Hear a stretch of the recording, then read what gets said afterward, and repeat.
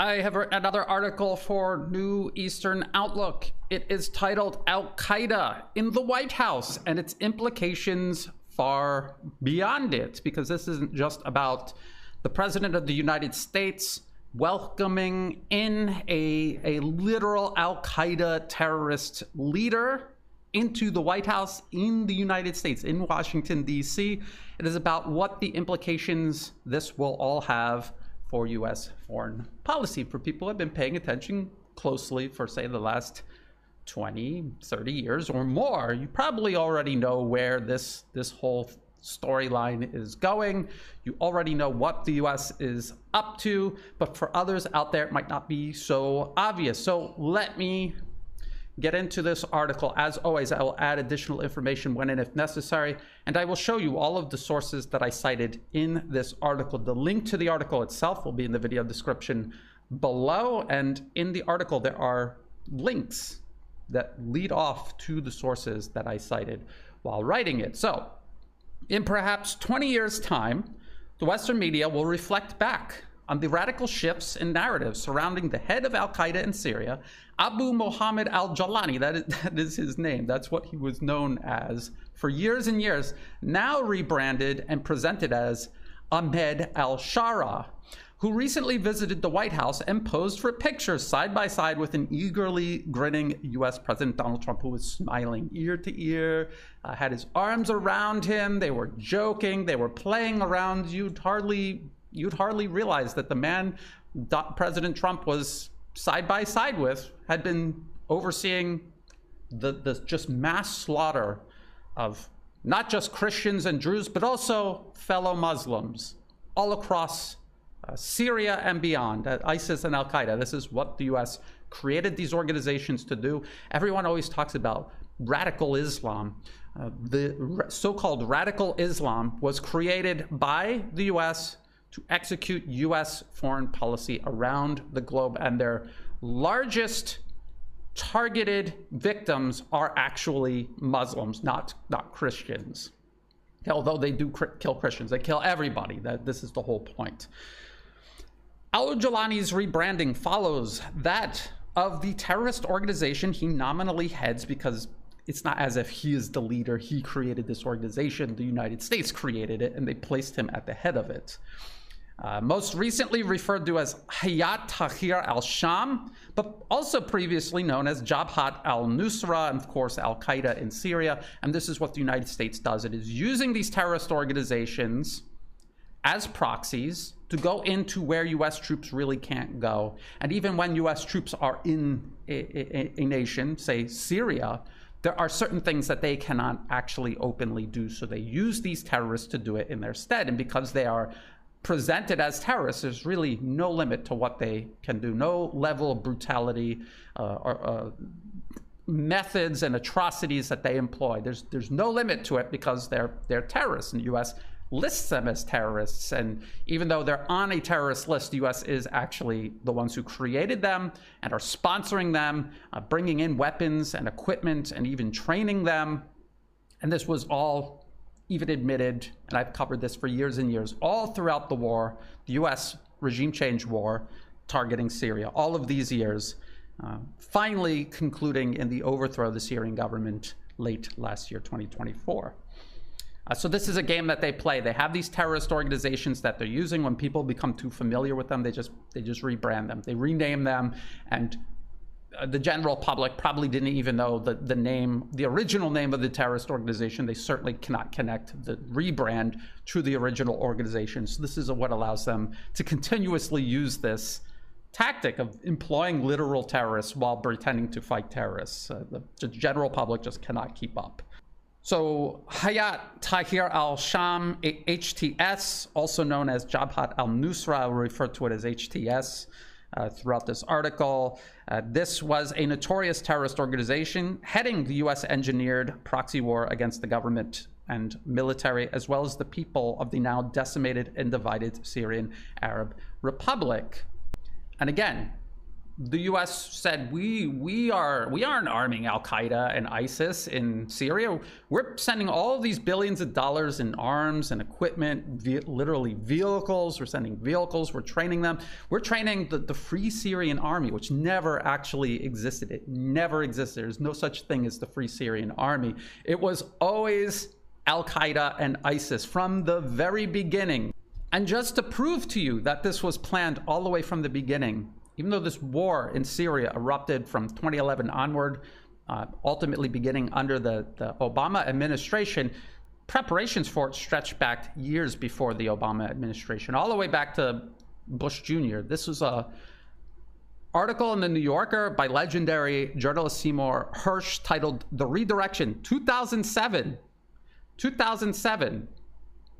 To undermine Iran, which is predominantly Shia, the Bush administration has decided, in effect, to reconfigure its priorities in the Middle East. In Lebanon, the administration has cooperated with Saudi Arabia's government, which is Sunni, in clandestine operations that are intended to weaken Hezbollah, the Shia organization that is backed by Iran. The U.S. has also taken part in clandestine operations aimed at Iran and its ally Syria. A byproduct of these activities has been bolstering of Sunni extremist groups that espouse a militant vision of Islam. It is a perversion of Islam. There's nothing that these organizations do that is connected to the Quran. If you actually read it, instead of getting all of your information about Islam from racist idiots on the internet, actually read the Quran yourself. And then you will realize what these racist idiots on the internet are doing, are taking scripts written hundreds of years after the Quran by fake factions of Islam, politically motivated, writing out a complete upturning of everything that Islam was founded on according to the Quran. So go do yourself that favor. If you actually care about the truth, actually go read the Quran. And then when you see these racist idiots on the internet posting quotes they claim came from the Quran, you'll say that was not in the Quran. That is from something written hundreds of years later by a faction of politically motivated interests simply camouflaging themselves with religion, which is exactly what the U.S. itself does today. There's nobody in Washington that's actually Christian. They just camouflage themselves as Christian, because if they showed the American public and the global public what they actually really were and what they stood for and what they were trying to achieve, nobody would support them. Everybody would unite against them. So this is the elites camouflaging themselves in ideology, religion, all kinds of causes to get public support that otherwise would never exist. And this is something that people have done all throughout history, and it continues to this day. And it has targeted every single religion and ideology in human existence, including Islam. So let's get back to this. So a byproduct of these activities has been the bolstering of Sunni extremist groups that espouse a militant vision of Islam and are hostile to America and sympathetic to al-Qaeda, because they are al-Qaeda. The U.S. was bolstering al-Qaeda, the Muslim Brotherhood, which is basically the political arm of al-Qaeda, and then they were creating what would eventually become the so-called Islamic State, or ISIS. And as a matter of fact, the next part of my article, I say, side by side with the likewise U.S.-sponsored Islamic State, ISIS, HTS openly documented its war crimes spanning the 2011 to 2024 period the U.S. proxy war unfolded, and they're still documenting. They take videos of them slaughtering innocent people because of their race, their religion, their ethnicity. And I say the U.S.-sponsored Islamic State. How do we know the U.S. was behind the Islamic State? How do we know that? Because the U.S. Defense Intelligence Agency admitted it. This is a leaked document courtesy of judicialwatch.org. The link will be in the video description below. And it's one of these documents that, the format doesn't make it very accessible. But if you read all of the text here, here's some quotes. The general situation internally, events are taking a clear sectarian direction. Surprise, surprise. Empire divides and conquers. The Salafist, the Muslim Brotherhood, and al-Qaeda are the major forces driving the insurgency in Syria. There's no mention of a moderate Free Syrian Army. It did not exist. The Defense Intelligence Agency of the United States government is admitting that in this paper that was never meant to see public eyes. The West Gulf countries and Turkey support the opposition. The West, meaning the United States and its captured political proxies in Europe, Australia, New Zealand, the Five Eyes, especially the European Union. Gulf countries and Turkey support the opposition, while Russia, China, and Iran support the regime. So they're admitting the United States, all of its proxies, support ISIS, well, they say Salafist, and they say Salafist principality. Salafist, Islamic. Principality, state. Salafist principality, Islamic state. They were calling it Salafist principality before it took shape. When it took shape, they decided to brand it as the Islamic State. That is a Defense Intelligence Agency document admitting to all of this. Before it became headline news, this is what they were saying. It gets more obvious than that. Here's another one. If the situation unravels, there's a possibility of establishing a declared or undeclared Salafist principality. This is what I was just talking about. In eastern Syria, which is exactly where ISIS founded its stronghold before ISIS and al-Qaeda overran the entire country. And this is exactly what the supporting powers to the opposition want. Who are the supporting powers to the opposition? The West, Gulf countries, and Turkey. So that's what they wanted. They wanted a Salafist principality, an Islamic State, to be established.